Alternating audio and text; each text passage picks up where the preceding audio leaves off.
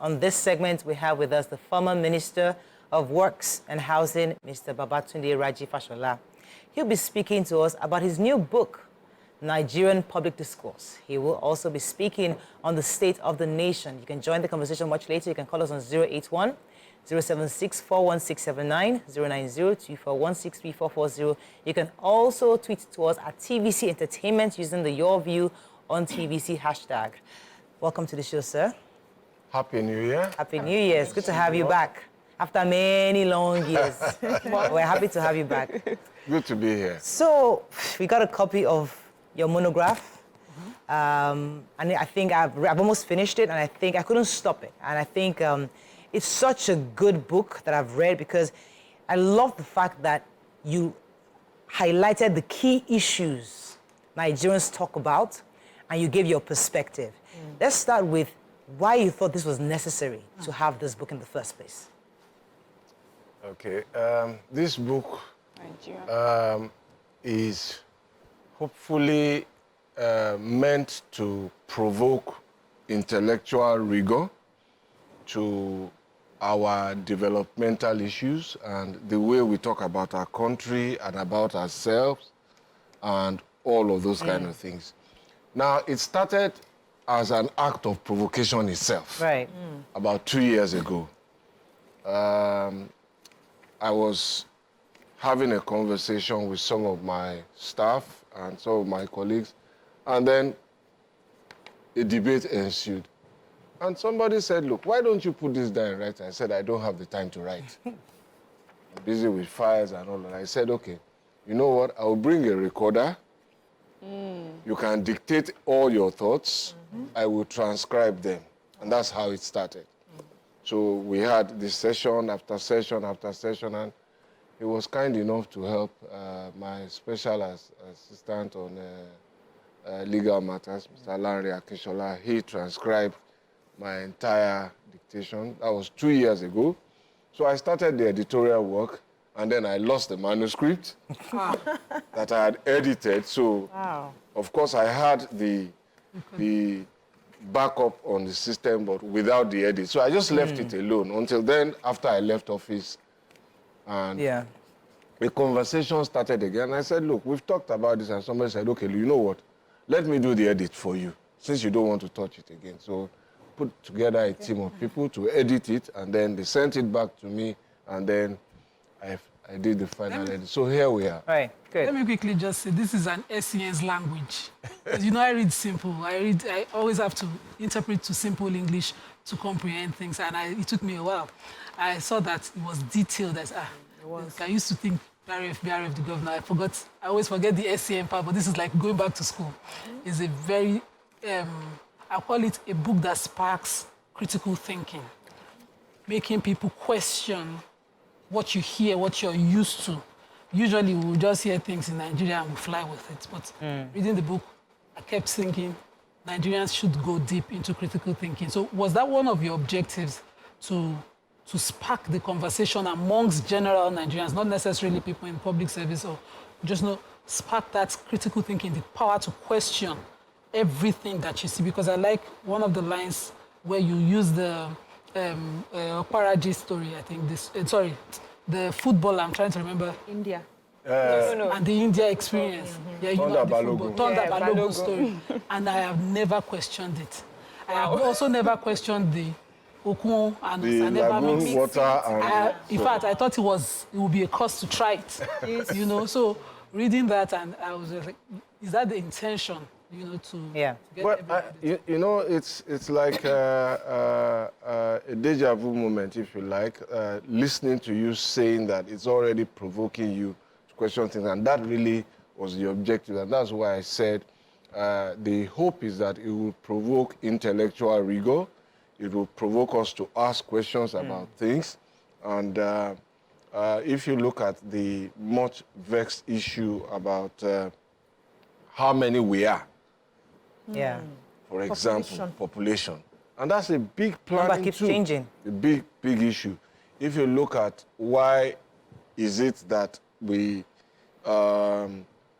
fix supposedly minimum wage, but we end up with paying everybody salary upgrades, and then it can be implemented, but in other countries, minimum wage works. So those are things that I think we should all interrogate. If you look at conversations about we have housing deficit of 17 million. awkward numbers of millions, and which country has that? So we just need to put some rigor again into all of these questions. And you get a few more questions. Go ahead. So, sir, of course, what everyone has said already, which for me I understood immediately, that you're trying to raise a group of, not just a particular group of Nigerians, to be, in our conversations, to be more fact-driven, credible. And, you know, you also mentioned the fact that we tend to just lean into public sentimentalism. And for me, it was more like a charge to especially those of us who have platforms. And when we speak, are we really honest that we are brave enough to speak credibly, even when it's not what the public is expecting us to say, or even when the public is finding it hard to receive? So I just thought there was more a charge to those who have platforms. And before it would have been just TV or radio, you can go to those places, they have NBC. But now we have people with phones in their homes, and they're influencing hundreds and thousands of people in Nigeria and across. You know, so what do you hope, you know, someone with a phone that gets this book would learn from your book? well, I do hope that there will be the discernment to decide whether to push something as fact or to caution your audience to say, I can't verify this, but I heard it. And there's a very, very thin line between all of that. And it's a very important point that you take about the rule. For example, if you look at the way we have seemingly conflated our governments with our country.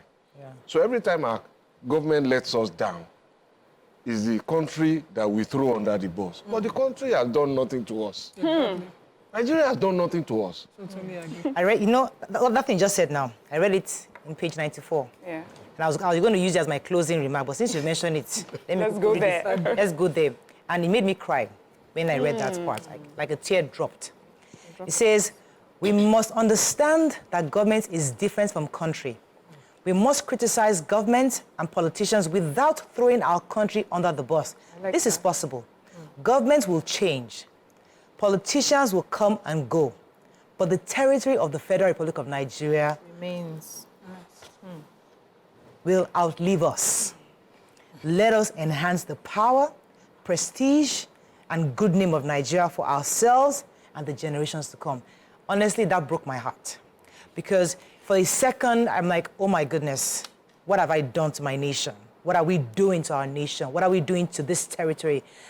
What am I handing over to my child based on the conversations we're seeing? Yeah.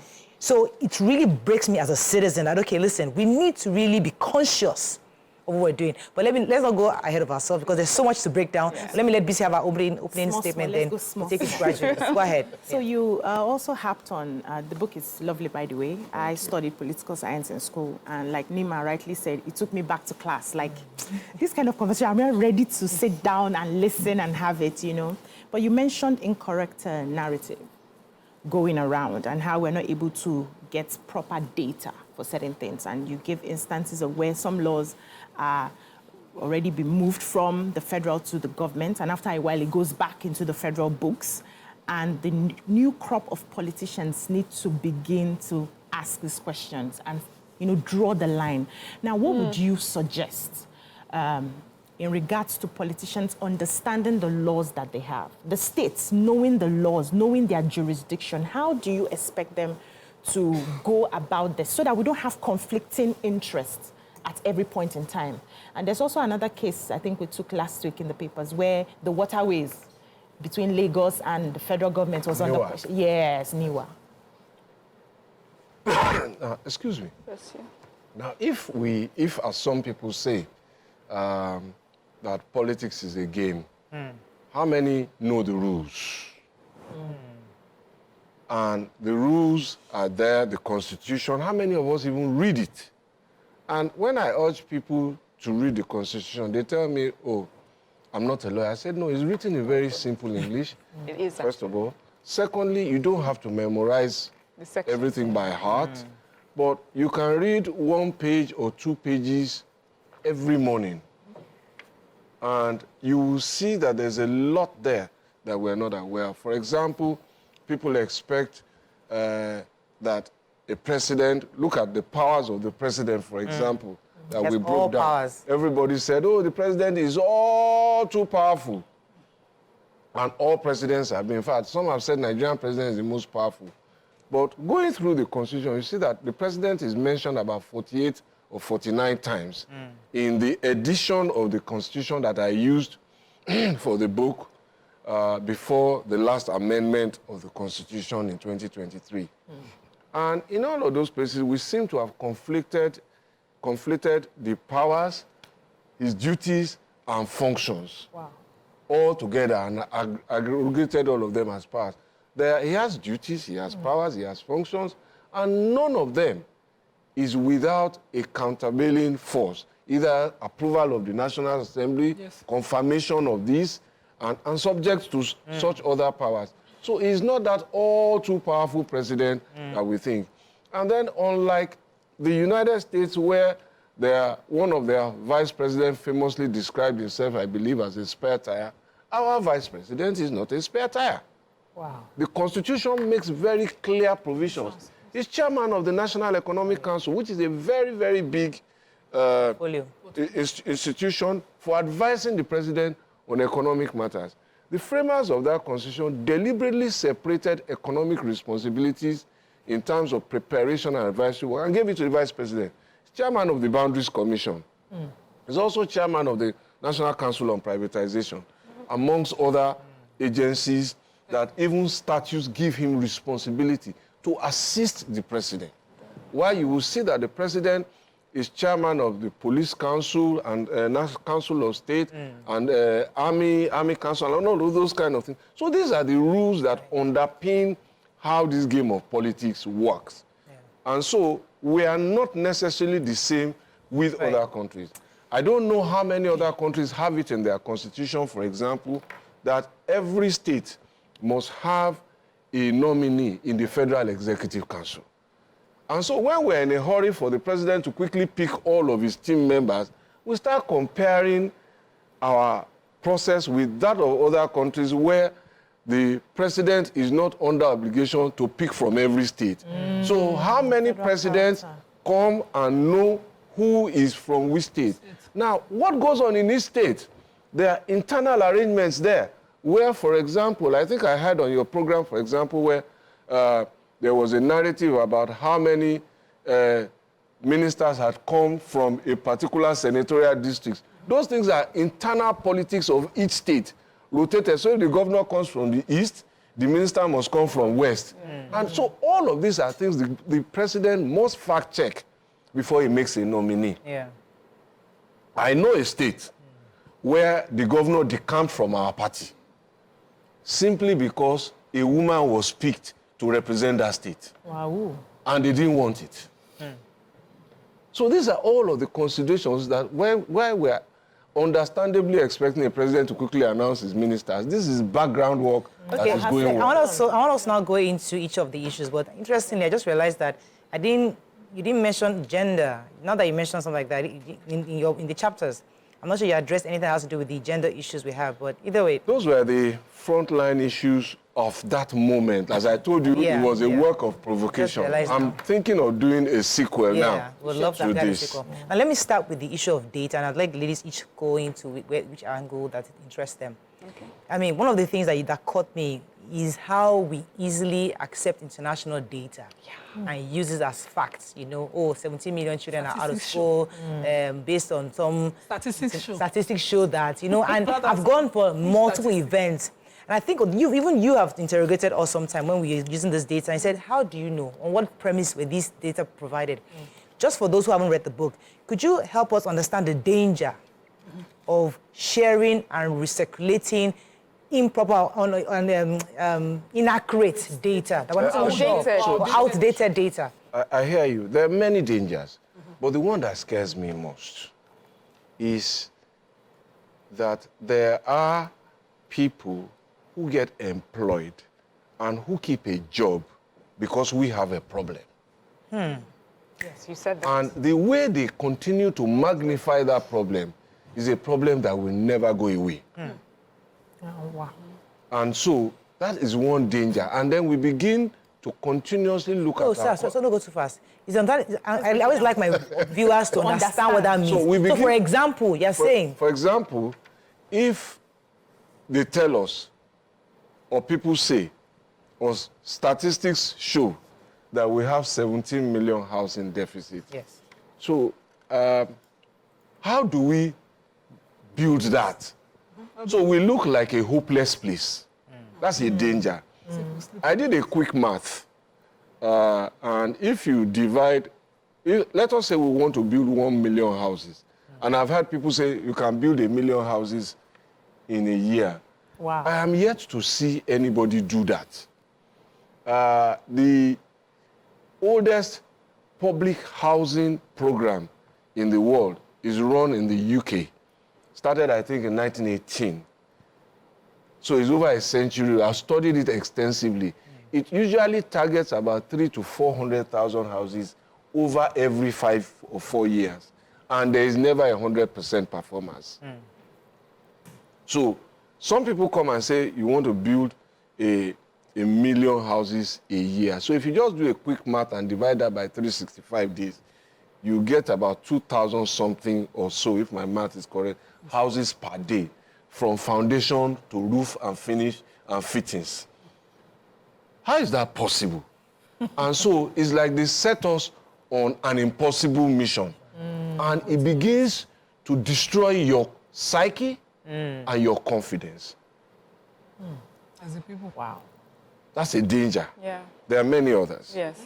So, And then you see, so I'm sorry, some of these things have been told to me. And you will see in the preface where I try to address it. Late Professor Chinua Achebe addressed some of these problems when I was 20. And those problems haven't gone away. I was a young man, now a parent. And I'm saying, what's going to happen to the next generation if they don't think this through properly? So that's the point I just wanted to. Good man. so you talked about the danger, what you most fear, the destruction of psyche. And for me, when you said that, it made all the sense. And that's why you'll be talking to a 6-year-old who will say, I want to go to America, or I'm an American. Because the psyche, through their media and everything, is to empower them, to make them feel proud of where they're from. But our psyche, a 5-year-old already knows, I mean, our messaging in Nigeria, a 5-year-old already knows it means hopeless. It means it's over. You talked about constructing the myth of $1 a day economic perspective. I like that because it spoke to me. We're talking about poverty. I have mentioned here, I grew up with very little. So I understand, conditions like that. And you try to explain to us, poverty in America is different from poverty in Nigeria. I grew up with little, but I understood it was poverty of money, not of a lot, but we had support. And a lot of us were able to launch to who we are today because of the support. So we have a culture where people would, come together in one way or the other to help you. We seem to be more selfless in that culture. The American system seems to be paycheck on paycheck. You work for what you get, and if you don't have that, it's over. And so when we talk about poverty, or we talk about, the economic situation, we need to put that into consideration. And I feel that that's something that Nigerians need to hear more of. And so that is where we talk about, I'm sorry, it's like I'm summarizing. Yes. So, and for me, it's when we're saying our local problems, we should find local solutions. That stood out for me. Yeah. You see, I think that we're all responding to the same set of stimuli, really. And even some of our people don't know that there is homelessness in America. They see America from the movies. Yeah. True. A shining light on the hill. And as I said to some of my colleagues, when we have these conversations, I think that we have valorized other people's dreams more than we have valorized our own dreams. The Nigerian dream is a big dream. Yes. And it's happening every day. You see so many grass to grace stories, but we don't valorize them. Yeah. And we are looking for other people's dreams. And perhaps those of us who have these platforms must continuously celebrate the endless possibilities of dreams coming true for Nigerians. Do we know our dreams, sir? Can we articulate our Well, dreams? people have different dreams. People want to be successful. Yeah. The average mother, the average father, wants a successful child, basic education, be successful, pay your check. Those dreams can happen. And there is much more room for them to happen here Shouldn't than we there. have like a blanket dream? So, you know, also in your book, you talked about Interesting point. changing the mentality of the Interesting people. point. Very, very A interesting. blanket dream that even a child in nursery school can say, understand. this is the Nigerian dream. I Wouldn't hear that you. be I easier hear to you. buy into? Because all of I us won't want call the it a American Nigerian dream dream. in I Nigeria. won't call it a Nigerian dream. Okay. I will call it the Nigerian creed. That's serious. You see, and it's very important. It's something I'm still visualizing, but I know that we need a Nigerian creed. A creed away from our tribes, a creed away from our faith, a creed away from our ethnicity, and a creed away from our politics. I agree. An identity around which all of us Would hold.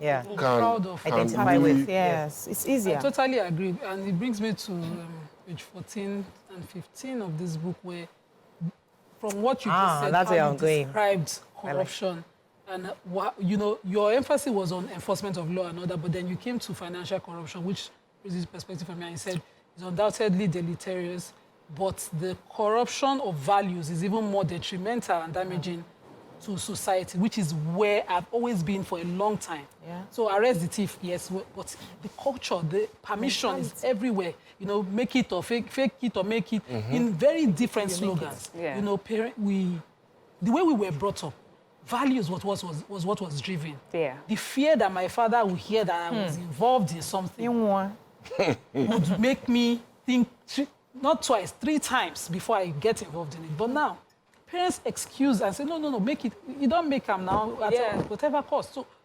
how do we, as a nation, promote a common or promote our values where we stand, where we can speak up against something? Now, when you have money, you can excuse any misbehavior. How do we get back there? And I'm talking about institutions. We have the National Orientation Agency, and I say it all the time on this table. I don't know whether that agency works. I think it doesn't work. What else can we do besides that? I think that's the hardest work that those of us who are of this status and age can do to breed a new generation of Nigerians, and that work must start from primary school.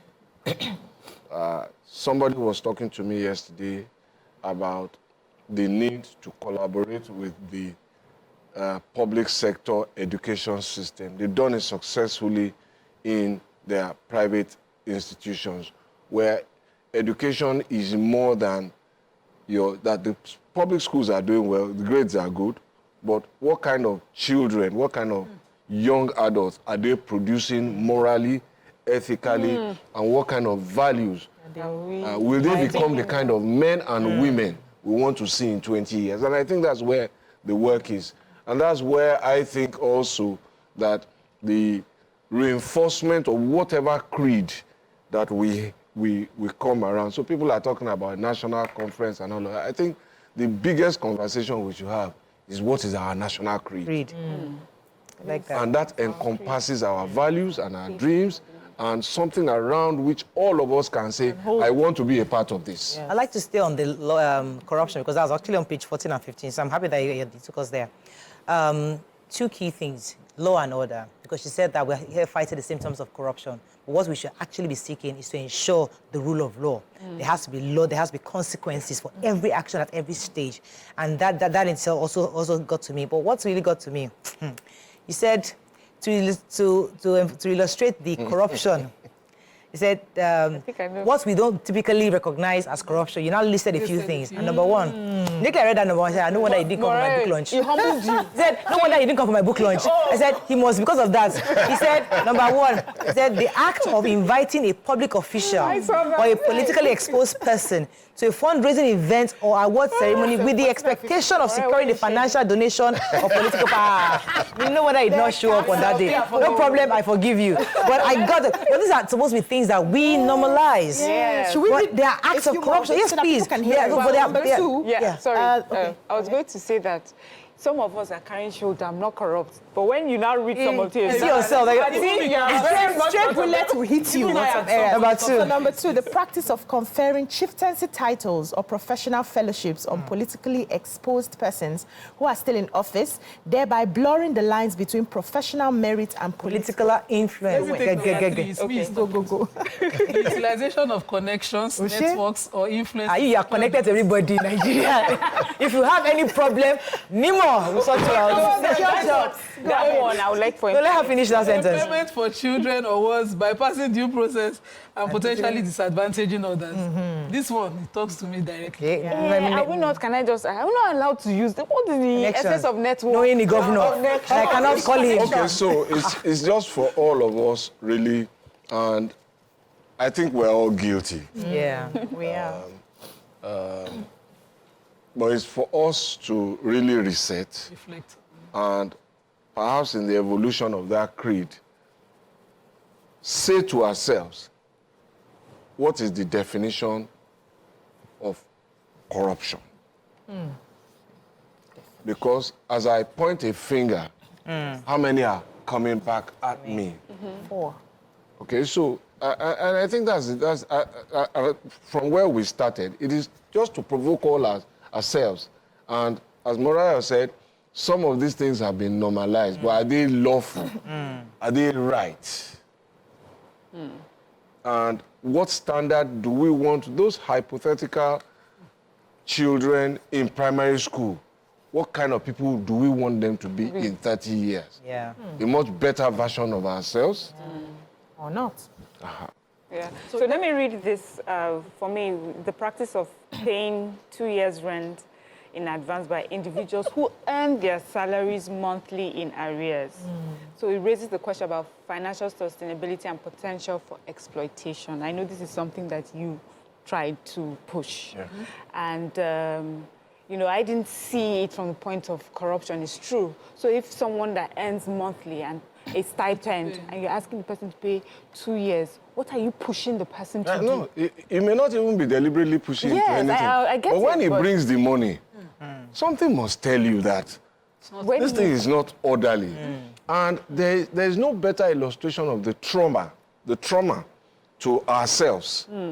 Because I really believe that if we normalize rent to coincide with incomes on a monthly basis in arrears, or a significant part of this inflation, cost of living will drop. It's a self-inflicted pain. Yes. But let me dramatize the trauma. I don't know how many of us, and I'm sure some of us have seen those sketches in dramas where the landlord is knocking. Yes. And the parents are telling the child, go and tell the landlord we are not at home. That's how traumatizing And that's how corruption starts. that thing is. So what values are you setting for that child? So in some places, then the child will come, innocently say, my daddy said or my mommy said I should tell you that they are not at home. You've confused the child. Yes. So where does the truth lie? And it is a self-inflicted. They will pay. And you see, there's a history behind this. It never used to be like this. Yes. Okay. Some people used to take accommodation default, and for the landlord, and you must see there are two sides to it, who sees the house as a source of income is now kept out of pocket. He then has to go to court, and he stays for an inordinate time there, and he's unable to pay his own bills.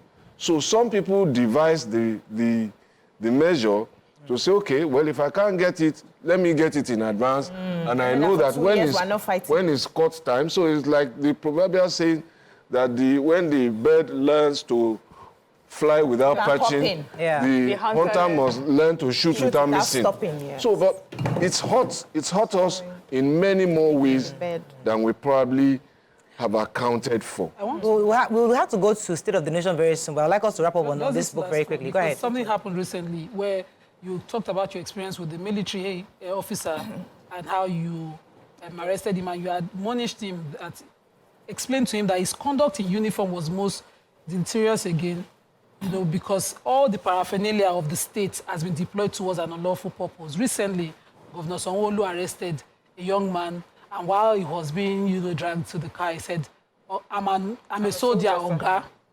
And, the narratives started from left, right, where soldiers felt it wasn't proper and all of that. How would you say, that example you set then, how did you feel knowing that he didn't stop that abuse that was happening? Or how do you want to address this particular one? Well, bad behavior becomes habitual if, as we say, there are no consequences for it. And good behavior must also be rewarded in order to make it sustainable. But I think that the Chief of Army Staff has set the matter in the right context, that the Nigerian Army is an institution of laws and order. And let us just leave it there. And I'm sure that they will do what is needful in the circumstances. But what you see across is an increasing number of people in military, police, on all types of commercially operated vehicles, somewhat acting in a way that is contrary to law and order. And they are the people who should be the ones enforcing the law. So there's a need to commonly educate ourselves that this is your core mandate. So if you wear the symbol of the authority of the state to do something that is against the law, you have really hobbled all of us. It is bad enough to do it in mufti. It is bad enough. To now wear the symbol of the authority of the state. You are saying the state begins to break its own laws. That's a very bad place to be. And okay, we have to be cut him off, and then you now open your mouth and say, I'm a soldier. You're hiding your face. So we're going to be wrapping up very soon on the book, because I know we'd like to hear your thoughts on some serious State of the Nation. However, there were two other areas I wanted you to touch on before we wrap up. On the issue of, I think, is the national anthem, and then the INEC versus the Associated Press in the US, the mentality of how we don't realize the capacity of INEC, the real work INEC is doing, not just Nigeria, but across. I'd like you to touch on that very quickly before I go to the national anthem issue. Well, I think there are many sides to it, but the exciting part for me would be that, first, where is our culture of competition? So every time we lose, the umpire is bad. But this is a much respected umpire in other jurisdictions. And I've given instances of places where INEC is doing phenomenal work, credible work, helping other electoral commissions across Africa. And their work is valued. But we have, every time we want the chairman to be changed, we want this to be changed. But the jurisprudence around elections, first of all, is also something all of us must understand. It's not a perfect undertaking anywhere in the world. There are cases, and people perhaps don't have the opportunity or don't focus their attention. So until we saw the January 6th uprising in the US, people didn't know that election results were not collated and declared until weeks after the presidential election in the US, and that there is no INEC. Each state conducts its own election. And then all of this is collated. But people are now the wiser. So it's the Associated Press that declares the result. And the parties have learned to accept it. And perhaps someday we will get there. So, okay, let me just read the last paragraph and we'll move on concerning the national anthem. So from this chapter, he was challenging why national anthem is being read, I mean, it's being sung everywhere, in every event you go to. They feel that they must do opening prayer and all the protocols observed and stuff like that. So after all the conversation you had, let me end with this. It says, traditionally, international sporting events will qualify. Official state visits by sovereign should qualify for the national anthem. However, businesses, meetings, conferences, seminars where state governors and their deputies are participating should not qualify. I hope people can listen to that too, because we sing the national anthem. Why you just say something about the census behind it? Yeah, the anthem is the expression of our sovereign power. And in all the places that I have been, and I've traveled quite a bit, we go to meetings, there's no opening prayer. We just get there. Even I've been to Israel, we've got meetings, there's no prayer. I've been to Saudi, we don't pray. We get on with the business. And they don't sing national anthem. So that got me thinking. And I realized that we were just doing something funny. The places where you hear national anthems, football matches, state visits by presidents, sovereign, Olympics, where medals are being presented, and a few other. So I think that the National Assembly has a responsibility here to pass a law to then say these are the places where you can read, because it just makes a mockery of meaning. Perhaps we sing it so much that we don't even internalize it. We don't understand what it means. Yes. I'm thinking we're not singing it enough. No, we are over singing it. Sorry. Maybe where you are, maybe where she is, they don't sing it. I feel like we are not singing it. I've been at events where, so there was an event where we were, and the vice president was attending. It was a birthday. He came in his private capacity in relation with the person, and they were playing. I said, stop. He's not here for a state function. And the vice president said, oh, thank you today. So governors are not sovereign, so why should you be playing? And every time I go to a plane, I say, stop. Don't play national anthem for me. What I would suggest to that is maybe we should look for the Igbo, Yoruba, Hausa versions of it and add to that. There are plenty of languages, 300-something languages. I know. It's a thought, but let the National Assembly guide us. Community, find the language there and try and so that it will have more meaning. Perhaps. I need to wrap up on this. I wanted you to quickly talk about the census. You in the book, you were mentioning the projection that you're waiting for the outcome of the 2023 housing and population census. We are in 2024. I don't even know whether it will hold. How does it make you feel knowing that we're not planning that data as, you know, that will help us break all these statistics show examples that Well, it might be helpful to invite the chairman of the National Population Commission to share with Nigerians. They've done a lot of work. A lot of work.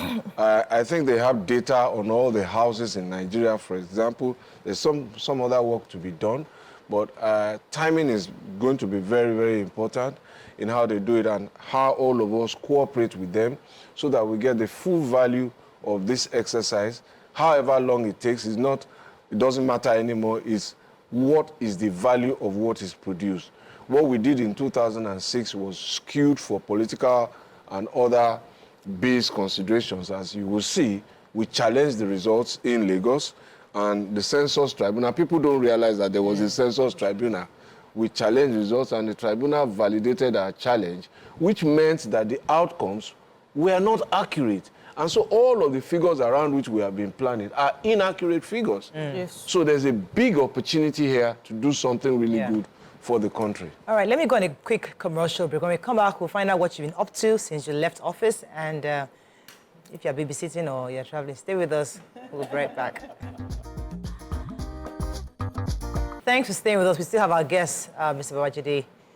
Babatunde Raji Fashola. You know, you've been out of office and you have a friend who's governor of Lagos State, so we're used to calling his own name, not yours. Yes. But you were in office for over 2 decades, over 24 years, and you've left office, and you said people expected you to run again somehow, or to just stick around in this administration to be his minister or something. That the president needs you. In your own perspective, what has been happening to you since you left office? And how would you see, are you impacting in any way in this administration, or you're just staying back and minding your business? Drinking water and minding your business. That feels Sanchi. So I have been resting Okay. Sleep more, eat more, and spend some time to really relish the food instead of eating in a hurry. And running off. And as you can see, I put on some weight.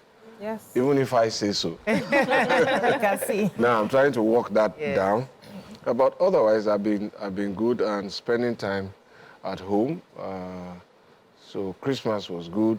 Saw a couple of family members. So I've been absent for a bit, and you will see that even the dedication in that book is to family. Because they bore the brunt of my absence. So, but in terms of public issues, I'm doing what I need to do,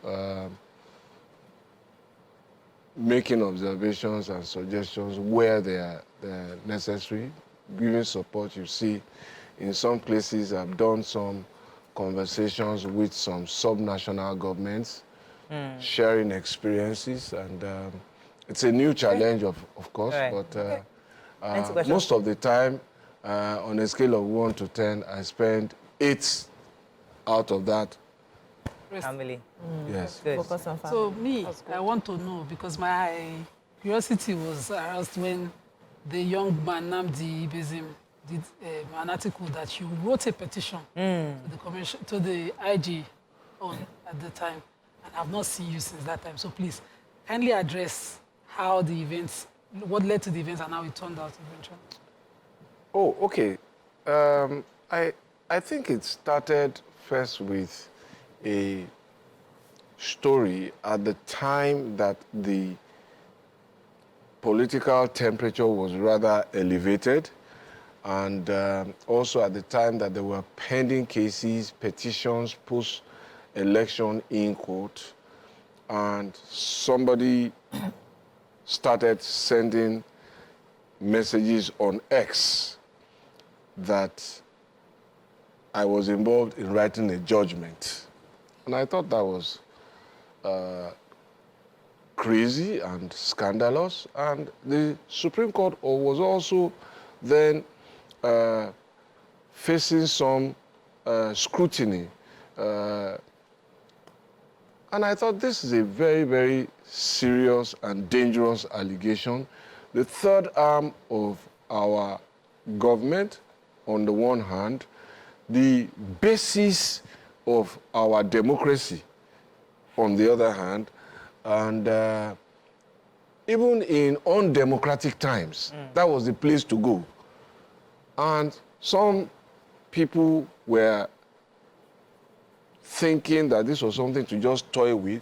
It was almost a treasonable act to suggest that somebody who is not a member of that institution was helping them to write a judgment. So it started for a few days, and I was still thinking what to do. Then I was at a social event. The next thing was breaking news. My house had been surrounded by soldiers in order to protect me, to ensure that I finished the job. And I said, this is a joke gone too far. This is a threat to the nation itself. And the first thing to do was to report it to law enforcement. And those were the circumstances. Yeah. So I got my team to investigate where the messaging was coming from. So we tracked the locations of the subscribers to the mobile devices that they were using. And on the basis of that, my lawyers then sent a petition to law. Let Miriam jump in here. But it was a very, very, very, very dangerous thing to play with. I was expecting the prosecution or... Yeah, the law enforcement is in charge now. My lawyers are in I think there have been one or so, I'm not sure now, court appearances. Yeah. And I think that the fellow involved has probably been admitted to bail. So yes, sir. He will have his day in court, I believe. Okay, sir. So, you've just told us of the rest you're getting, since you left office. But as you're aware, the administration in which you're a part of has come under a lot of criticism since this administration came in, for performance. It's been criticized for corruption. Have you heard these criticisms, and what are your opinions on the things that, the criticisms that you hear flying around? Well, it's not unusual to criticize the last team. It's almost part of the political culture, yeah? So you get used to it. Let me tell you a joke, and perhaps it will help.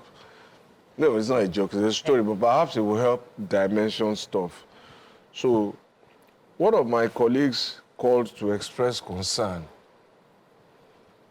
about some criticism of our tenure. And I said, okay, so who is complaining? Have you heard President Tinubu complain? Said no. I said, have you heard Vice President Shetima complain? Said no. I said, okay, so far, so good.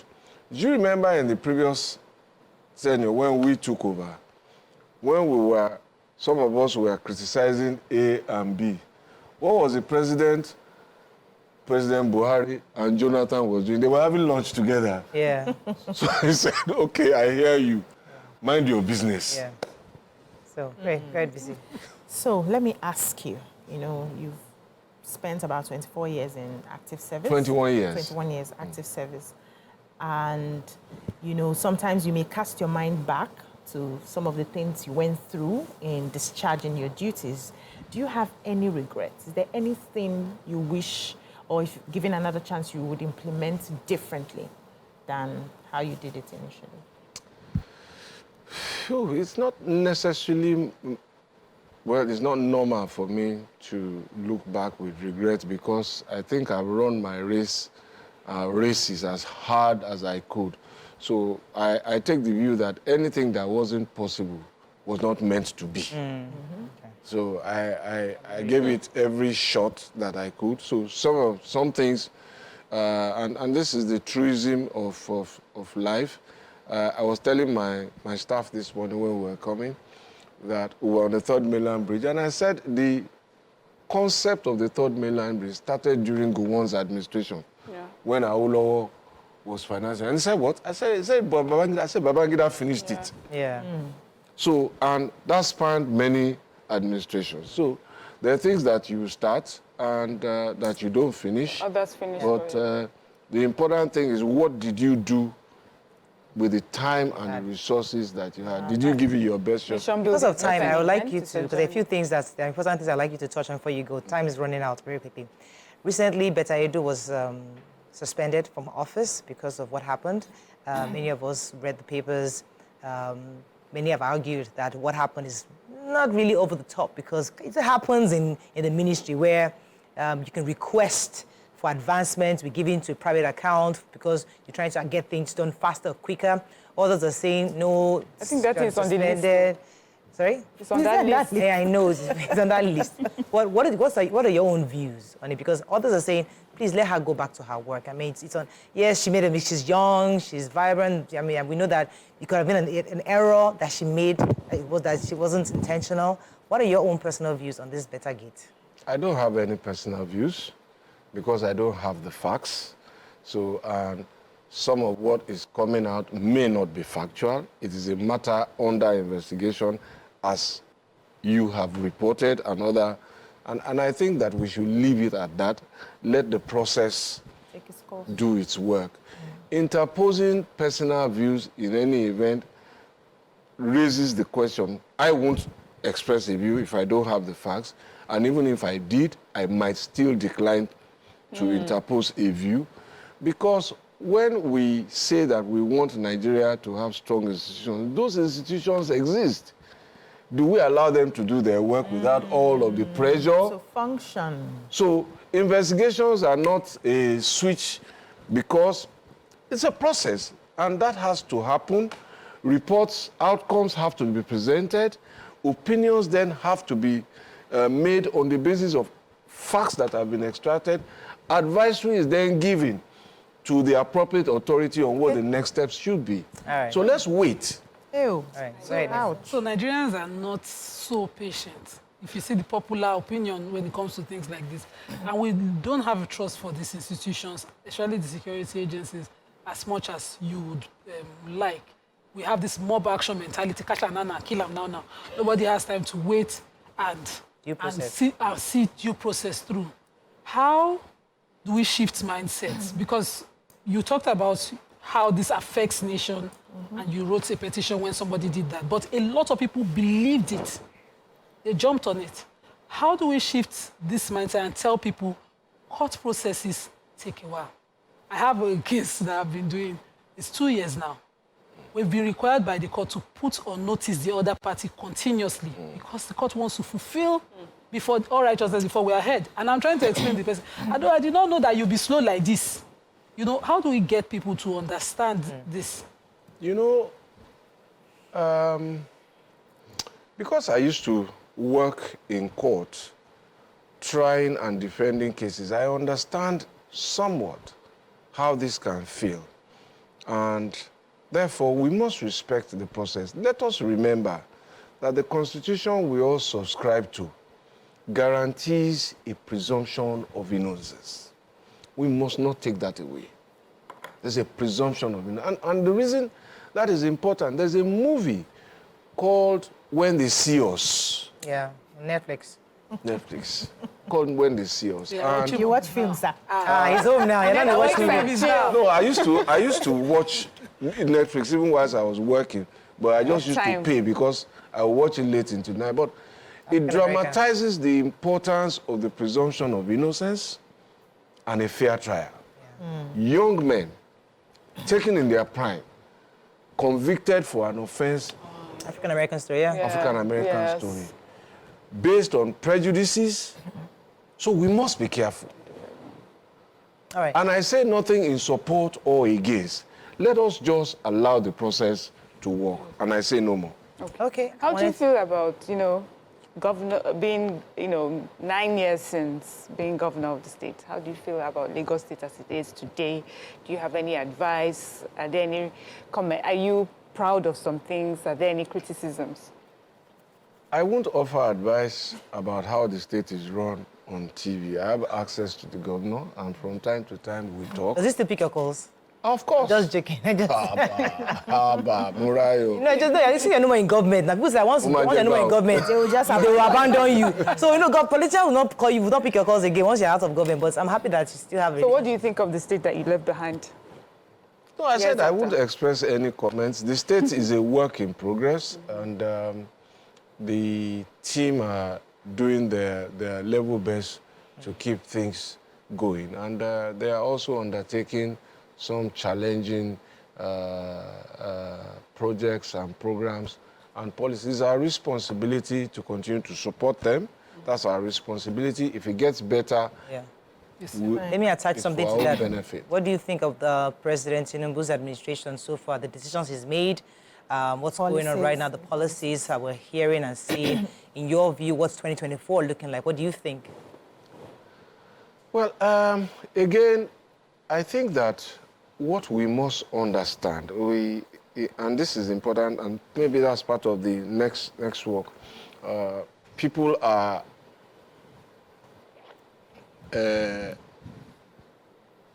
expectant for results, but I tell people that, look, one of the things that happens in our democracy is that transition takes place in the middle of the year. In the middle of the year. So a new government comes in usually, state and federal, when the budget is halfway done. To run a budget you did not prepare. To bring in team members, some of whom had never worked in government, I must learn the culture of government. So one of the first things that happened to me when I was chief of staff to Governor Tinubu was that I saw letters, I saw files, I knew what to do, but I didn't know how to get it to Morayo. Because Morayo had an acronym. So I must learn, so I used to write it and memorize it. My palm set could sit next to me. Minutes to MOE. I say, which one is that? It says Ministry of Environment. Minutes to HCF. I say, which one is that? Honorable Commissioner for Finance. So I learned all of that. There's a language there, and it has to be learned. So all of that is going on. And there is always a distance, as I say, between policies, programs, and results. There's always a distance. So I've seen that you retired, yes, but I also saw that you handled the training for the newly appointed members of the executive in Lagos State recently, where they had a 2-day training and all of that. Have you retired into consultancy, mentorship, teaching? What exactly is it like? No, I've retired into retirement. Into rest. But you know, it's an honor, really, to be invited from time to time, not to teach, but just to share experiences and also learn, because government, whether we like it or not, and governance has changed. It's changed between the time Asiwaju was governor in 1999 to when I became governor in 2007. To when Ambode became governor in 2015, so it continues to change. So those are also things to learn for me. It helps me to keep a currency of what's going on. Just as the president has continued, presidency has also continued to evolve from 1990 to today. So it's an honor to be in that space from time to time and to share my experience and also to learn theirs. All right. Do you keep in touch with the former president, President Muhammadu Buhari? I went to visit him in Daura. Really? Yes. How many days did you spend? What do you talk about after governance when you meet? Two old men, just No. You cannot put him in the same. he's an old. Can't you see the gray hair? I went to visit him in Daura. And in fact, the same day I went to see him, I also saw President Tinubu in the evening. Okay. So, and he's good. He's farming, he exercises, and he gave me a good lunch. How are his cows? Well, I didn't go to the farm. Oh. I went to the house. Yeah. So we have. On the day I went, I think that was market day in Daura. I think that was a Tuesday or so. So he says on market days, he doesn't go to the farm so that all of his people can go and sell, go and trade and go and do their work. Fantastic. Yeah, so we have some comments on social media. BioCool01 says, good morning all. I'm happy to see our BRF vibrant and relaxed, having taken some time out of public service. I can tell you that public service is very challenging in Nigeria. I pray that the Almighty guide our leaders right. Great work you guys are doing. I think I missed this, but Bilkis was saying something about your book. It would be good to hand that over to students, so that they can read. I thought too. Is there going to be a book launch? There will be on the 8th of February, I believe. Oh, nice. 8th But of February. politically exposed people are not expected there. Well, they come at their own peril. So you have it there, and there'll be no national anthem. Well, we'll see how that That's why goes. you collect money. They won't give you money for this, your book. But this Yeah, is not surprised about, that this is not necessarily Like what? about making money. Yeah. It's about, as I said, Eating. provoking intellectual rigor to serious developmental issues. So I know that you always talk about Alhaji Femi Okuno a lot. How is he? Is he well now? I like wrote this the foreword, fine. I'm right? going to see him soon enough. He wrote the foreword. He was kind enough to. I put a lot of pressure on him, and so we had hoped that this would have been ready in the month of independence. That was what we planned, so that at the time when we were focused on independence and our development, these conversations should have been ignited. But I am indebted to him in many ways. Not the least for all of his support and advice. When I was Minister of Works, I remained conscious that I sat in his chair because he was then Federal Commissioner for Works and Housing, which is what we call Minister today. Yeah. So from time to time, he shared material with me. I'm thankful. He also called me, "You are not on tour." Babatunde Bositako Losito.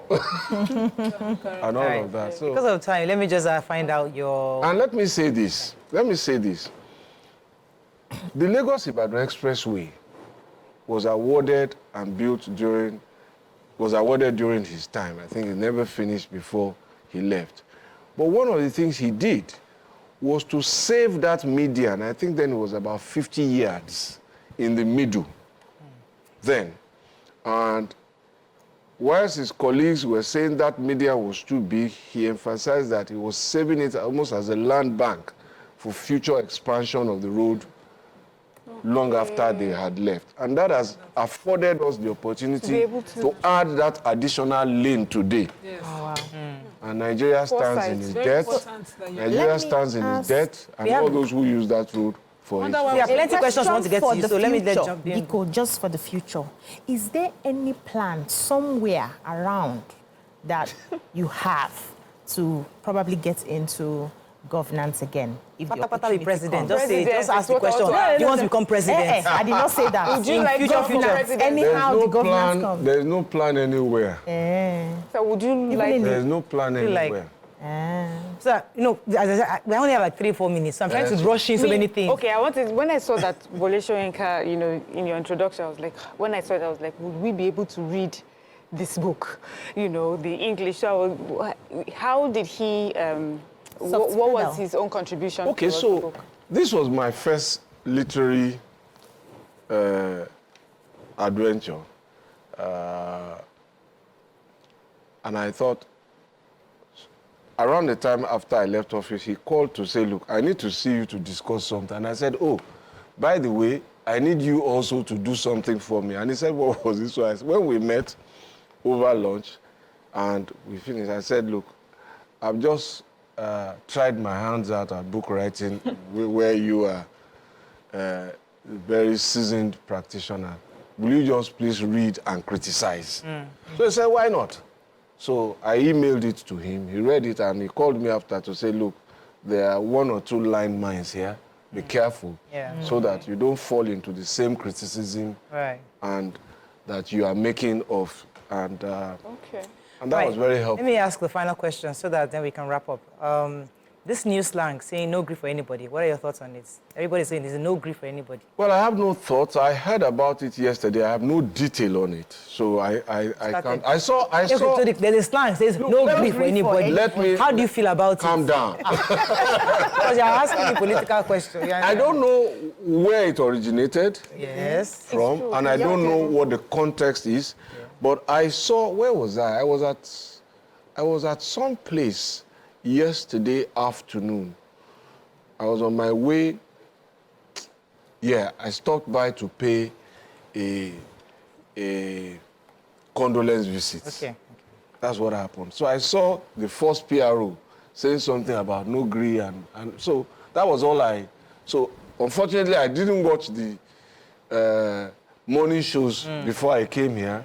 So I don't know what the context is, so I can't comment. Okay, so all that language is just so you cannot comment. Yes, now. We have to wrap up. We run out of time. How can they get the book? Because It's not a launch. It's launched in February. So after There's that, a launch on February 8th, but there is also an opportunity to pre-order.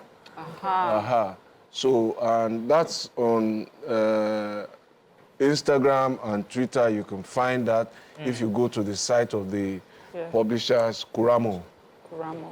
Because there's always this here that he wants the book. I don't care how much it is. Please, where can I get it? Thank you very much, sir, for coming. We appreciate you. Thank you. Round of show. But let me just end with this quote from Mr. Raji Fashola himself. He says, our understandable demands for improvement and the speed at which we seek the improvement must not blind us from what has been achieved, because these represent the foundation on which the improvement that we seek will be built upon. So I think that's a powerful message to Nigerians, not to criticize all the time, but understand, also appreciate what we have right now and encourage ourselves.